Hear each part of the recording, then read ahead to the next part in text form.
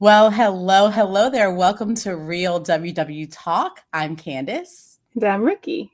And we are back with another episode in our series that we call Real WW Talk Plus. We are bringing in some new voices. As you know, Erin is continuing to grow and get better every single day from her brain surgery a few months ago. But when I tell you that she is just a fighter and doing so well, Rikki, I know you saw her recently. I did. It was so great catching up with her, seeing her in person. Yeah. And she's still just so excited about life and so grateful. And she's a trooper. Yeah, she misses all of you. She wanted us to tell you hello, and she will be back soon. But until then, we are bringing in some voices from the Weight Watchers community, not from the Weight Watchers community, to talk about the topics that you all want to hear about.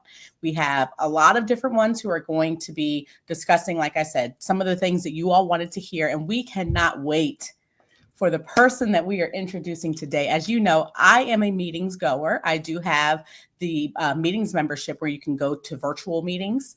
And I have attended this lady's meetings so many times. She has been on the show before, but not in this capacity. I'm going to give you a little bit of a bio about her because, I like to be fancy and make sure she hasn't heard this yet. But tonight, we are so excited to welcome someone who knows first and second and third, maybe even fourth chances are always possible. Kimmi is an artist, a mom of 4 daughters, and she's been married for over 26 years. She also is a proud dog mom. So for all you dog lovers, you're going to love her, to a Maltipoo and a Golden Doodle. Her faith is very important to her, and so is helping others find joy. She's been a Weight Watchers member since 2006 and a coach for the past 10 years after losing 85 pounds twice. She credits Weight Watchers with giving her the tools, the community, and the confidence to live with joy, and instead of the anxiety that the extra weight used to cause her. And now she's on maintenance, utilizing a GLP-1 and living her best life, even with type 2 diabetes and rheumatoid arthritis. She is proving every single day that it is possible to live the life you want, one filled with walking, dancing, shopping. Made me think of Rikki. They're going to be shopping buddies, decorating and connecting with people. And her mission is to help others get out of their comfort zones and live with what she calls ridiculous joy. We are so excited to bring and welcome to Real WW Talk, Coach Kimmi. I like me. Gosh, Candice, I like me now. Thank you. I hope you feel all the joy. We are so happy to have you on Real WW Talk. Yeah. That was so nice. That intro, you said such nice things. Thank you. I'm so glad to be here. It's like now I got to live up to it. I do. I got like, what are we going to do next? We need a dance or something. I love the green. I'm just so used to you in pink. It's weird, isn't it? I feel weird too. I know. I was gonna go change my shirt, but I liked it. I liked the green today. You look beautiful in green too. And Rikki's a pink girl, and my sorority colors are pink and green. So I can't, you can't go wrong for me. I'm like, this is working perfectly. Awesome. But I have a question though, because when you said ridiculous joy, I just love that. That was something I saw in your bio. And I want to know, what is bringing you ridiculous joy right now in your life? What is bringing me ridiculous joy? Okay. I'm not doing very well at it. Okay. Let me just say that, but I am finding ridiculous joy in this thing that I'm doing called the outfit of the day, shopping my closet, because, I think that some of the things that we do in secret bring us shame, and even if we enjoy the thing that we're doing, I think that the shame kind of brings us down more than the joy that we get from the thing, if that makes sense. So I knew that I was overspending. And when I was on a vacation with my dad, my husband opened up my credit card. And you might be saying, well, isn't it your both credit card? This was my credit card. It was supposed to be used for certain things, and it had gotten out of hand. So it's kind of interesting that I laugh and joke and say I got busted. I did get busted, but what it's doing is it's helping me to go into my closet and dig for things that I wouldn't have necessarily paired together. Okay. Or maybe I haven't worn them in a while. And I'm actually really loving it. Now, I have not been perfect. And my husband laughs because he says, would you coach somebody to just say, don't spend it all on clothes? Like, you love clothes. And I'm like, no. He goes, well, I think just coming up with a budget, coming up with boundaries is more beneficial. So I have spent some money on clothes, so I don't want anybody to think, oh my gosh, she's gone 90 days. I mean, it's not even been 90 days yet. Having fun, shopping my own closet and pairing things together to give it some sort of flavor. And because it's a thing I'm doing, I'm not overthinking it. Do you know what I'm saying? Yeah. Like, I've got to wear the cutest little thing. No, everybody's like, okay, how is she going to pair something that maybe we've already seen before? I'm liking it. It's fun. That is so fun. And it sounds like that shame piece that you identified before isn't following, because you're doing things that are in the light. Like, they're things that are just not hidden anymore. So you can have that joy. I love that. Yeah. And it's so similar to the other things. Like, if you think about like pantry eating, like I've been guilty of that. I would go into the pantry or I would hide things in the pantry that I didn't want anybody else to know that it was there, or that I wanted just for me. Like, even if they knew it was there, I didn't want them to know it was still there, because I wanted to like hoard it for myself, you know? And when I started taking things out of the pantry into the open, I realized I didn't want as much of it as I did when I was eating it secretly in the closet or in the pantry. I can relate to that a lot. You know, that was something I've shared a lot of time on the podcast about my shame of, I'm a sweets eater. And in order for me to get my sweets, I would say they were for other people. You know, I'd go to, we have a place local called Cakes Plus. I'd go there and get a cake that said, you know, congratulations, Kimmy. But the cake was for me, because I just didn't want them to know that I wanted to eat it all. But having, you know, reducing that shame by just doing things out in the open and saying like, oh, I'm going to own that I want a piece of cake. I'm going to have it. And it's not going to be something that I'm apologizing for. It took time to get there. Like, that's not something that's immediate. It's because of all the voices we have in our head about what people think about the things that we do, like or what we should do, or what we should do. Yeah, I can relate too. I mean, especially with school starting back up, there's so many times where, you know, cake or something just ends up in the lounge, and those sweet things that I didn't plan for. And a lot of times it was like, I'd go walk through and take a little piece, and then I'd be like, okay, I'm going to go back in, and I'm not going to touch anything, but oh, no one else is in here that's seen me get the first piece. Maybe I get another, you know, and I know that I've done it twice or however many times. And I know that it's not something I planned for. And I'm trying to kind of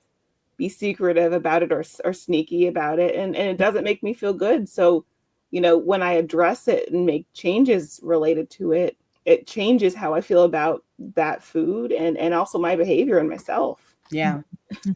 And now, you know, one thing you said, Kimmy, that you believe in second, third, fourth chances. And you also have been honest that you have lost a significant amount of weight twice. That's something that, you know, speaks a lot to me, because I've been on a journey for a really long time. I've lost significant amounts of weight and then had regains. But I'm curious, for the second time, when you lost it the second time, what was different? What do you think was different about that journey that made it stick?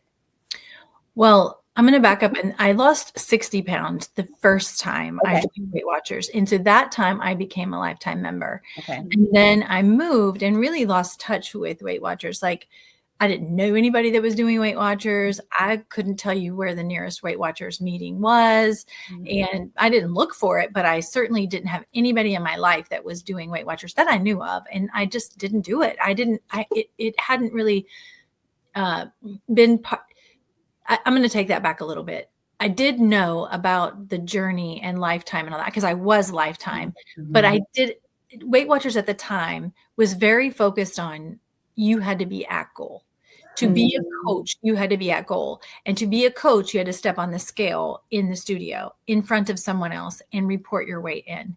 And that was creating great anxiety for me, because I had not mastered how to maintain my weight.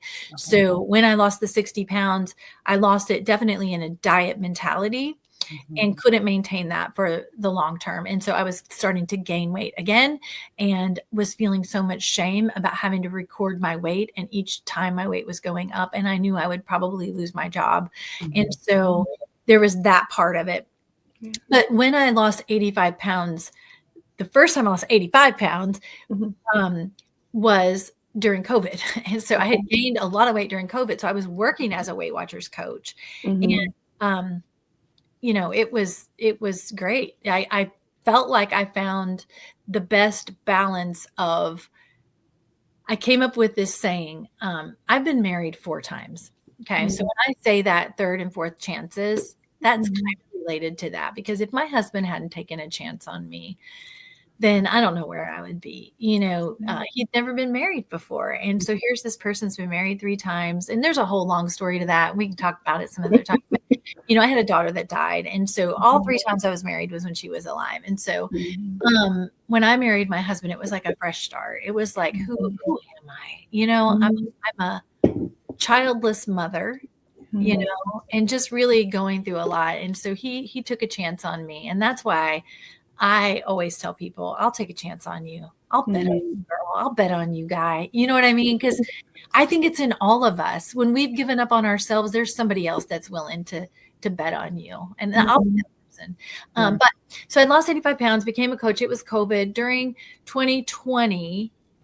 Sitting and hearing everyone, you know, compassion fatigue, what have you. I joined the COVID cocktail company. So literally every day I was having cocktails and working puzzles and making cookies. And I'm working during the day as a Weight Watchers coach and not living a very healthy lifestyle. So I had, of course, we thought the world was ending, right? So like, the world's going to end. I mean, I might as well be back. Here's about a cocktail. Right.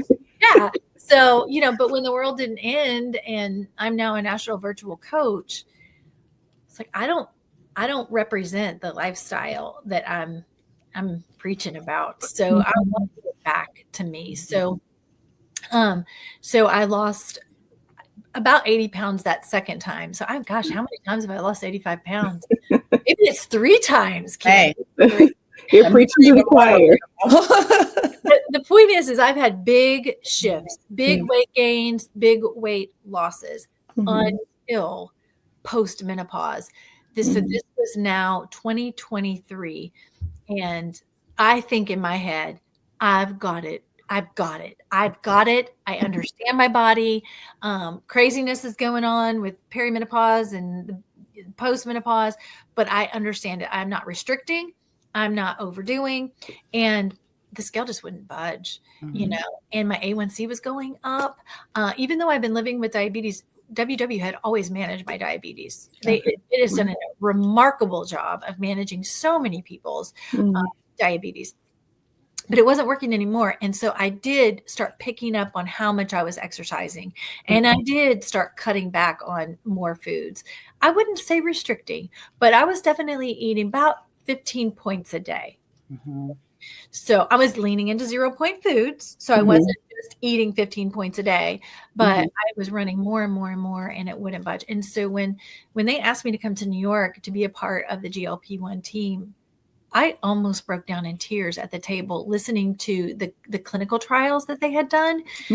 Because I mean, we had this lady on here who had bariatric surgery. She had been overweight since she was 13. I think she was one of the first teenagers to have bariatric surgery. And she said the thing is that when she had bariatric surgery, she couldn't eat more because her stomach was so restricted. But over time, your stomach starts to kind of stretch a little bit and gain that weight back. So emotionally, she always wanted to eat more, but her stomach wouldn't let her after the bariatric surgery. But as it stretched out, and her wanting to eat more, the only thing that ever changed her desire to eat more or for her brain to go, you've had enough, was GLP-1. And I was like, wow, that's pretty incredible. And then when you looked at what it was doing for inflammation, which I'm living with rheumatoid arthritis. Now mine is very well managed and I don't have pain. It shows up in my hands. You can see it in my hands. If you ever see me make videos, you'll see I wear a ton of rings. Mm-hmm. I wear a lot of rings because I like them, but they also hide the damage that rheumatoid arthritis has caused in my knuckles. Mm-hmm. The diabetes part of it was the most attractive to me. This might actually help me to get my insulin levels in check. And if my insulin levels get in check, then maybe I'll be able to lose weight. And sure enough, in the airport, I signed up, was on a GLP-1 within, I think it was about 3 weeks that it took me to go through the approval process. Mm-hmm. And the first week I lost 3 pounds. And if you know much about GLP-1s, you will lose a little bit of weight faster, just like any weight loss journey, because you lose a lot of fluid in the beginning. So 2 weeks in a row, I lost 3 pounds, but the scale had not budged for me in almost a year. So, in a downward shift. It was going up, not down.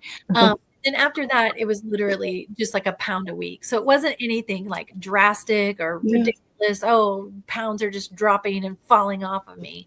But it felt very sustainable and healthy. And the one thing that I recognized right away, and I think is so interesting to GLP-1, is that I felt like I was on an antidepressant.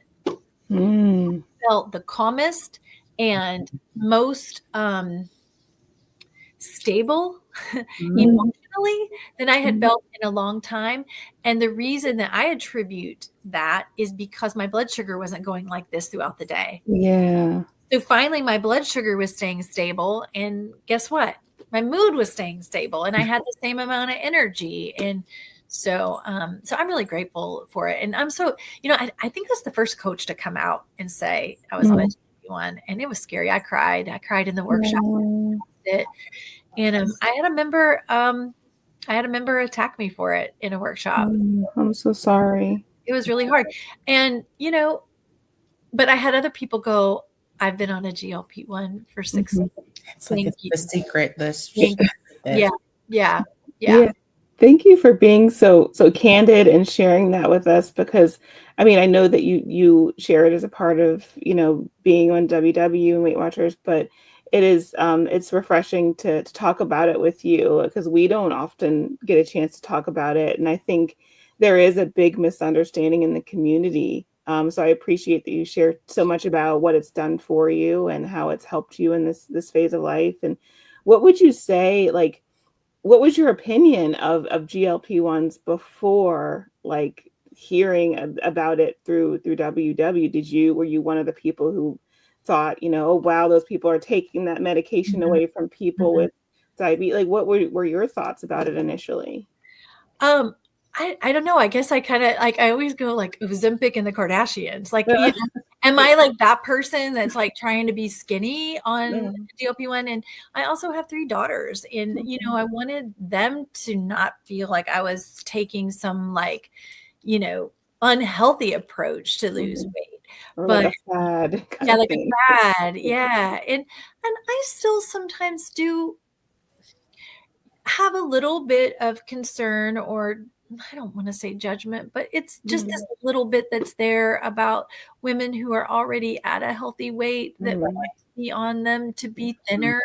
And that just breaks my heart. But that's not my journey, and that's not my story to tell. I just want to tell anyone that's thinking about it, go for it. If you've talked to your doctor and you don't have the risk factors, I think there's more to gain than be at risk by being overweight, and maybe not now. It could just be down the line, whether you need, a hip replacement or a knee replacement or diabetes or, nerve damage or cholesterol or just whatever, there's so many positive links to it now. And, 2 years later, they're prescribing it for eczema now. They're prescribing it for dementia. Sleep apnea. All the things. Amazing. Inflammation is hurting us. And this medicine is an anti-inflammatory effect beyond the hormone that is telling your brain and your stomach and your gut to like, let's get on the same page here. I think what I've loved about the way that at least Weight Watchers is approaching it, and I know other programs, because they've had to kind of really shift how they're approaching the discussion about weight management and weight health. because there was the narrative for a very long time that it was calories in, calories out, you know, exercise, what we're eating. And we really, even when they were starting to address the mental health component, there was pushback. So I'm just curious because, you know, you said a lot, we've heard a lot from our members in our community, you know, even who are kind of nervous. You have those who are very curious, but they're like, they don't want that judgment, but they feel like they need the help, but they can't get past the external thoughts of what others will think about them trying to prioritize their health.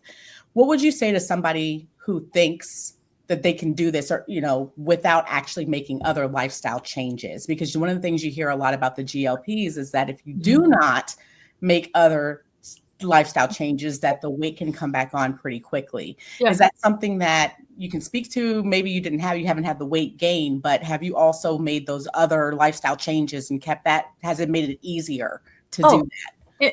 We have a member that says this medication has helped me to be compliant to the wellness program that I've been trying to do all along. You know, it wasn't just me. I now have the help to actually follow the rules or follow the program, you know? Yeah, it's difficult. My dad was on Ozempic. My dad is living with diabetes, and he was on Ozempic before I became on a GLP-1, and he lost 100 pounds, but he lost and he became very ill as a result. He was not giving any nutritional advice at all.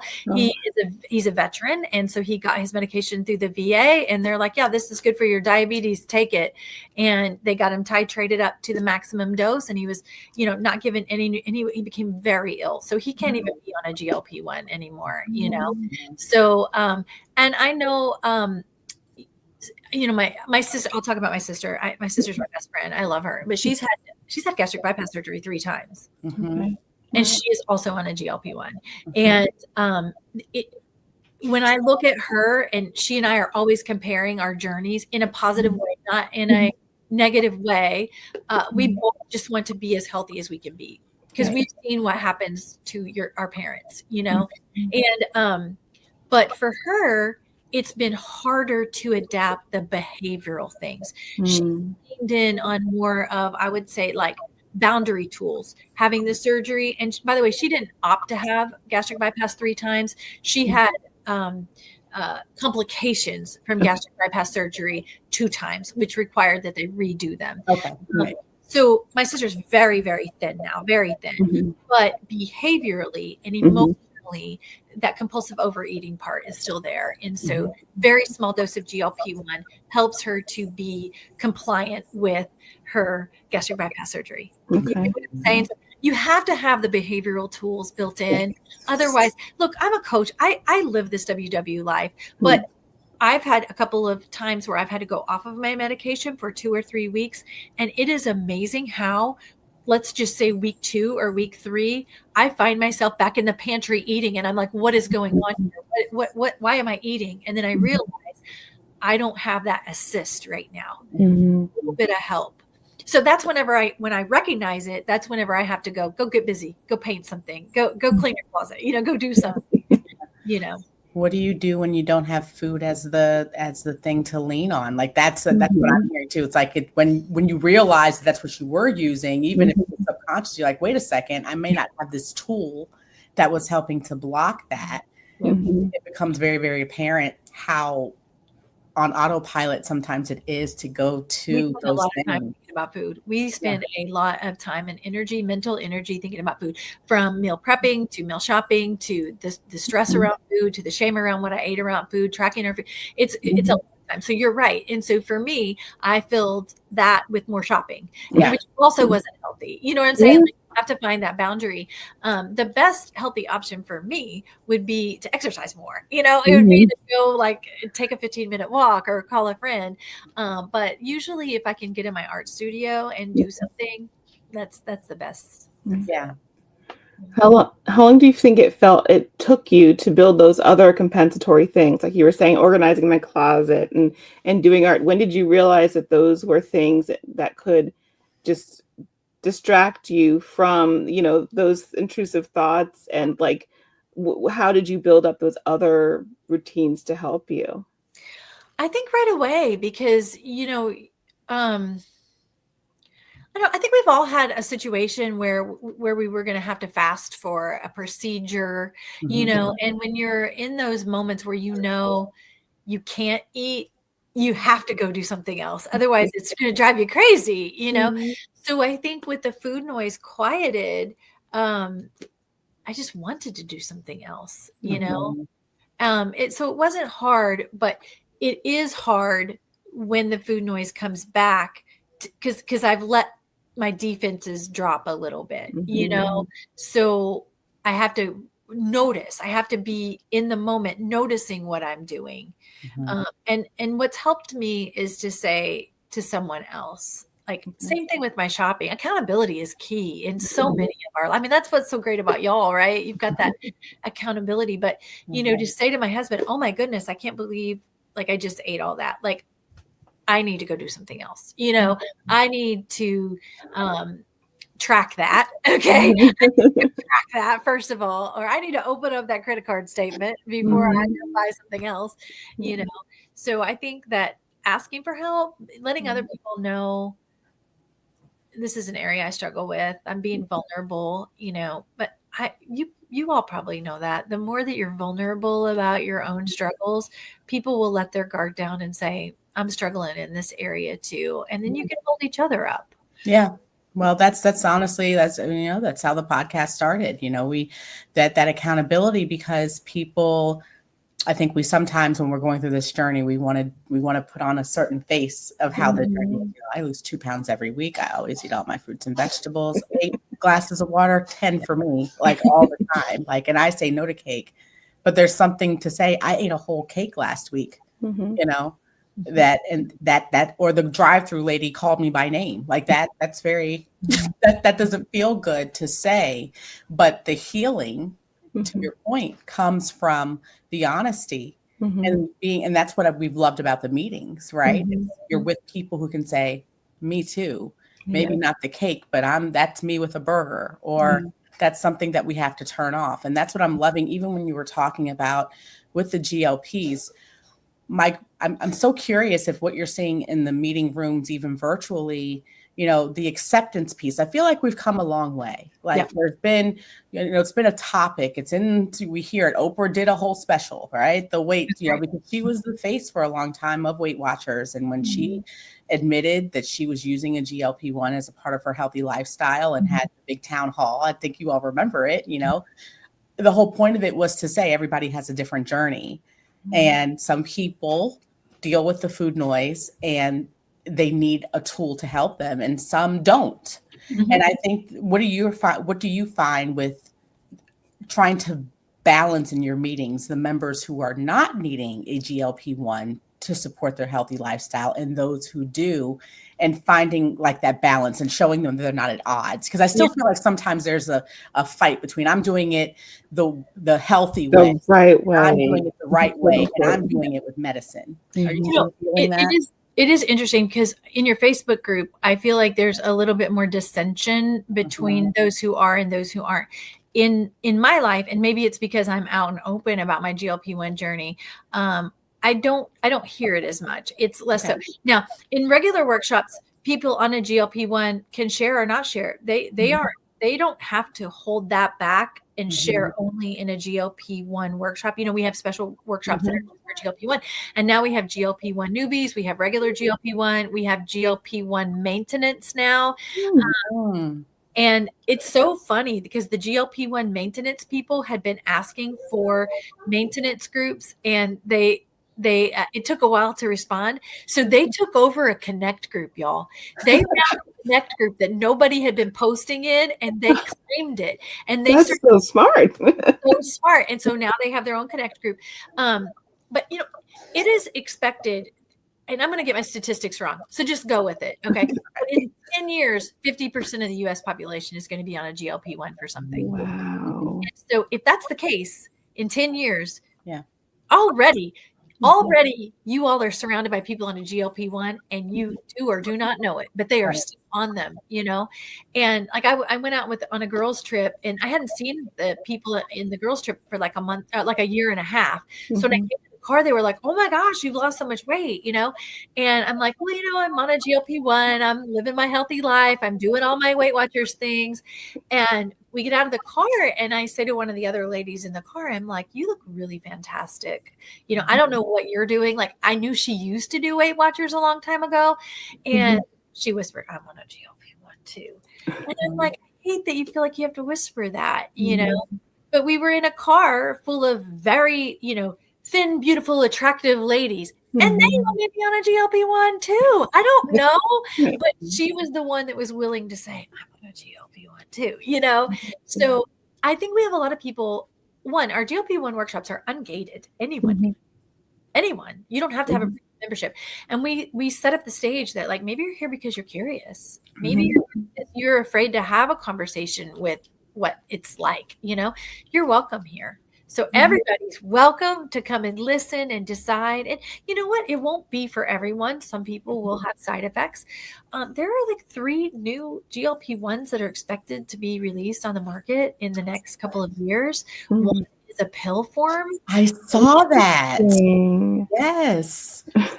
Eli Lilly was talking about it. It was on the Today Show or something about that. I was like, that's a game changer for people with injectables. But there are people that are claiming that there are drinks that you can drink that are like a GLP-1. That's not true. That is not real. So I just always like to warn people, just like those apple cider vinegar or whatever things, the gummies that Oprah was supposedly touting. There's a lot of fake stuff out there. So do your research. But yeah, there is a pill form of GLP-1 that will be coming out. And I think that will attract some people that are afraid to do injections. You know, injections are scary. Yeah. You know, but the promise of the work that's being done, and for that, all people that struggle with their weight should be saying hallelujah, because finally obesity is being taken seriously as you know, a medical condition and not just a lack of, you know, discipline. But it sounds like the theme still continues to be do what works for you. Doesn't mean just because, and I think that's the beauty. If a GLP is what I need for my healthy lifestyle in order to make me the best version of me, that's what we're all trying to do. And you don't have to do it, but if you are, you don't have to live in shame about it, because there's obviously a big community of people. Weight Watchers has all the groups now. They even know they don't have to call it another name. Like you said, now they're out in the open, GLP maintenance. Come to the light. But I think that's what I'm hopeful, even with us spotlighting it today, just to say there's so many different ways to live a healthy lifestyle. One of the things that with Real WW Talk is we have people in our group who aren't on Weight Watchers. We're not even saying that Weight Watchers is the way that you have to do it. Right. But how can we be a little more accepting of this tool that is something that is really, really providing like life-saving resources for people who need it. Yeah. You know? The one thing I think I'm going to add, sorry, I jumped in with something, but once, you know, GLP-1 is a hormone, right? Glucagon like peptide hormone. And once I figured out that something was off hormonally, which would be part of the better mood factor, that's when I started to also take my menopause seriously too. If a hormone is coming in and helping me to be able to discern between hunger, boredom, when I'm full, when I'm whatever, maybe it's time for me to also address some other hormonal things. So I'm also grateful that GLP-1 gave me the confidence to know I'm not just broken, you know, I can also go and look for other help from other specialists who might be able to help me, because it's hard to live in radical joy if you don't feel your best, you know? Thank you for bringing that back full circle, because I feel like that we want all to spread that joy. We want everyone to have that joy for themselves. And if we're not confident, if we're living in shame, if we're living in fear and we're not confident and we're not healthy, you know, there's so many different ways to be healthy, not just our weight, but, you know, emotionally and mentally. So if we can find those tools that help us to get there, then that's really the prize. And I'm going to leave you. I have one question because, you know, we'll be wrapping up, but going back to you would put your coach's hat back on. And what's one thing that you wish that every person who's listening or every member especially those who are they've been in the journey for a while, or they're finding themselves trying to have that final reset, what would you wish that they would focus on for long-term success that maybe they aren't now? Yeah. Being uncomfortable, just take up space. Take up all the space you want, wear all the things you want, or don't wear the things you want. If shorts are your jam, wear the shorts. Nobody's looking at you. Put the swimsuit on, jump in the pictures, live your life right now, not after you lose X amount of pounds, but live your life right now like it's the best life you've been given. Because ultimately, your future self would be like, thank you. You know what I'm saying? Like we don't know that we have tomorrow. We don't know that. Yeah. So all you have is today. You're going to let your weight define the joy of today. You need better friends. Yes. That are going to link arms with you and say, come on, girl, we got this. We're going to go spend money we don't have. Yes. Cake, at the end of the day, I want everybody to be healthy because that does lead to happy. I do think healthy and happy are best friends, but man, your weight. Yeah. So that's what I hope everybody takes from this. And that Weight Watchers is so much more than points and, just tracking everything. It's about this relationship that you have with other people that are on a similar path, and just embracing everybody's quirks and moving forward. I'm just so grateful that I have people to talk to about my choices and about the things that I do. And there's not one single person that's fallen off the screen that died of shock. I told them I ate 200 points one day. One person. Right. And instead, they'll coach me and go, it's what you do next, Coach Kimmi. It's what you do next. And I'm like, yes, they get it. Yeah. I love that. Yeah. Well, Kimmi, look, we are so appreciative for the time that you spent with us today and the words of wisdom that you have. If people want to get in touch with you, if they want to find you, do you want to tell them? I will have this also in the show notes, but what's the best way for people to connect with you if they want to hear more? Yeah, Living Your Joy Life is my Instagram and my TikTok, and Kimmi Falconer is my Facebook, and my Connect handle is Living Your Joy Life or www.coach_Kimmi_F. So you've got multiple ways to find me. Well, look, and you're going to want to hear more because you could not. I can't wait to get to another meeting now. We have to continue the discussion. But you're always incognito. You're always so incognito. That's what I've learned. I mean, I think I learned that from one of the other Weight Watchers coaches. They were like, "Oh yeah, we go to each other's meetings. We just change our names." And I was like, "I didn't know that."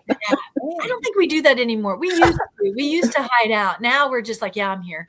Yadira was on my meeting the other day, just loud and proud. She's just driving down the street. I'm like, Daddy, I just love there's a meeting every time of day that you need it. I'm such a meetings person, but but you have been such a light in this community, and we're really, really grateful for the time that you spent with us today. And like I said, for anyone who is looking to find Kimmi, we're going to have her information in the show notes. But Rikki, do you want to tell people how they can find us if they want to hear more? Well, there are many ways you can connect with us. We have our email. You can email us at realwwtalk@gmail.com. We're also on YouTube if you want to see our faces, but you can also take us walking. Anywhere you like to find podcasts, just enter Real WW Talk and search for us. And then we have our wonderful community in our Facebook and as well on Instagram. Candice and I are on Connect. We're going to try and be a little bit better about checking in there too. So there's many ways you can connect with us, and we'd love to see you there. Yes. Well, Kimmi, like I said, they're beautiful. Thank you so much. Aaron, get better. Aaron will be back. And like I said, this was great. And like I said, we look forward to connecting with you again soon. I am sure we will have you back on at some point. So just stay tuned, everyone. If you want to hear back, tell us in the community. Tell us what you learned. And be kind. That's the thing. Yeah. Let's be kind to everybody who's on the journey the way that they need to be. Yes. We are all doing the best that we can. That's what I have to say. So everyone have a wonderful evening, and we will talk to you soon. Yes. Bye. Bye. Bye.